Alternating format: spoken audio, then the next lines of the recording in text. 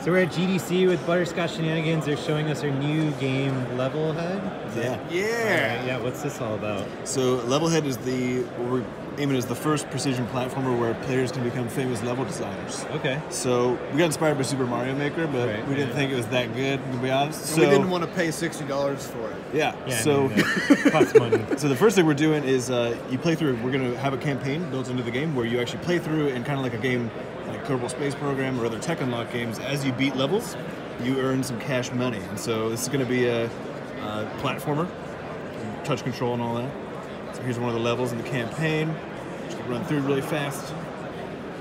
And the nice thing about it is because we're not, we're kind of able to pull from all of the platforming genres. So we have basically every good platforming mechanic we put in here. So we got puzzle stuff. We got Donkey Kong style barrels. So where does this exist in the Butterscotch universe? Is it Crashlands universe game?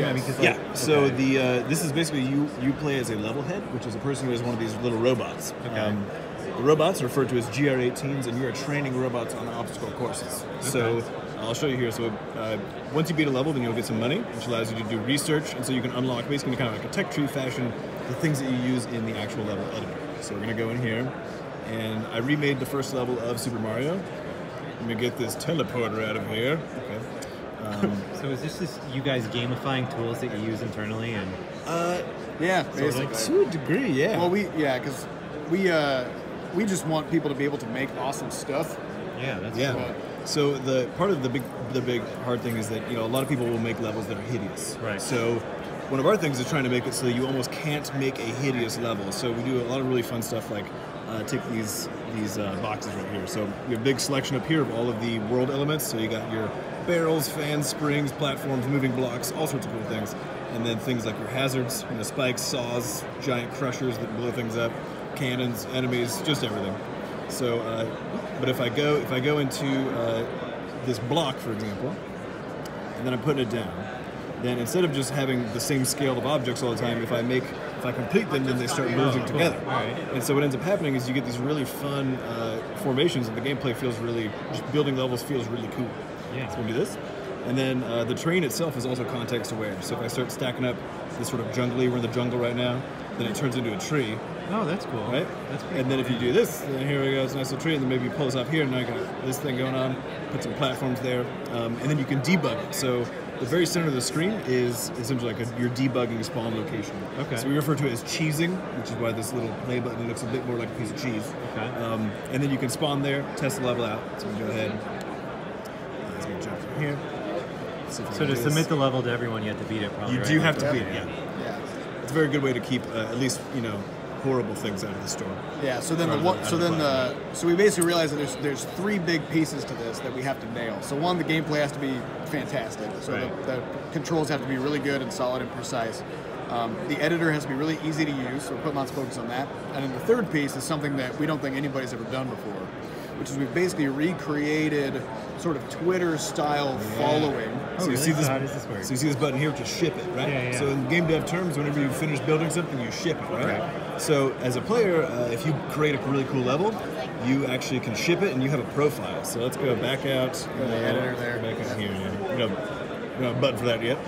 So if we go to LevelHub, so I'm logged in with my account, Bscotch Sam, and this is with using our new backend infrastructure stuff, kind of like Bscotch ID and Crashlands. So this is the LevelHub.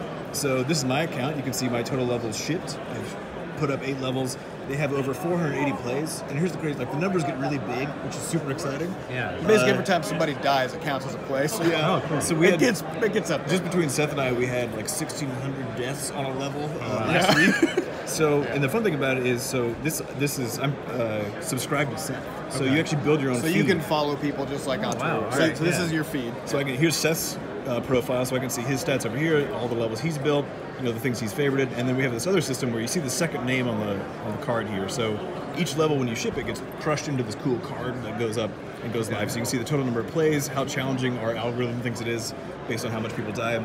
Name of it, Seth's name as the creator, and then you can see who holds the championship on that level. Who's got the crown? Okay. And then you can, if I get dethroned, for example, so Seth has beaten me recently on every single level. So now I have this list of levels I need to go kick his butt on. Yeah, so we'll have a little sort of like a little blinking notification there whenever you get newly dethroned on a level. And so, and the other nice thing about this is we've run some really smart compression on how the level levels themselves are actually stored. So in the space of one MP3 song, so some Katy Perry, for example, you can store like 2,000 of these levels. Nice. These levels Even if are they're more, and actually the more complex they get, the more crunched down they get. So you can't quite make a big level of memory. So the levels are basically under a kilobyte a piece. Yeah. So for example, I'm going to be like, I'm just going to download this real quick.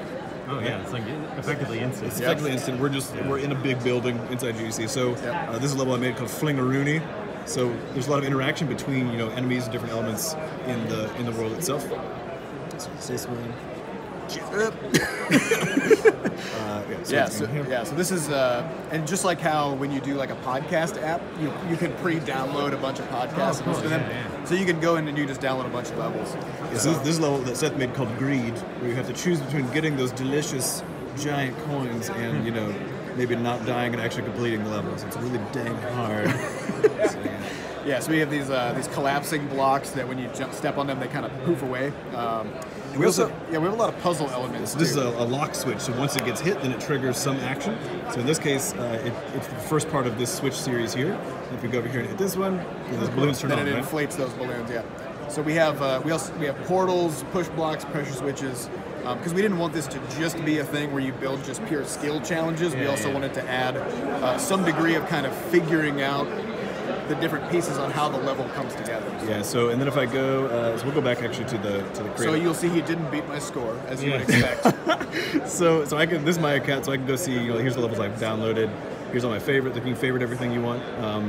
And then you can subscribe to people, so that's the big thing, right? So you can basically curate your own feed. Right. Maybe you really like puzzle levels, you find someone who makes some good puzzle levels, you just follow them, now you have that content forever. So, and since it's all asynchronous, we found that basically with actually a small pool of people, you can already have really quality content, and then since everybody's kind of self-curating, then it's a nice system. So is this game going to be free or paid, cross-platform, all that stuff? Paid cross-platform? Yeah, we don't mess around with in-app purchases. All the other games that we found that are even lightly resemble this on mobile and actually on Steam too. They're just laden with all kinds of They're nonsense. like, oh, you want to ship a level? That'll be $3. So we're not. So when's this coming out? We're aiming for, I guess, probably end of or third quarter of this year. Okay. So just a couple months. Cool. And this is actually 11 weeks in. So it's very close to being done actually. It just timing wise, that's just when it works for us to launch. So and we will be doing an alpha test probably in about 2 or 3 weeks. Cool. So back from GDC. Awesome guys. Well, thanks for joining me. This is really neat. Thank you. Thank you.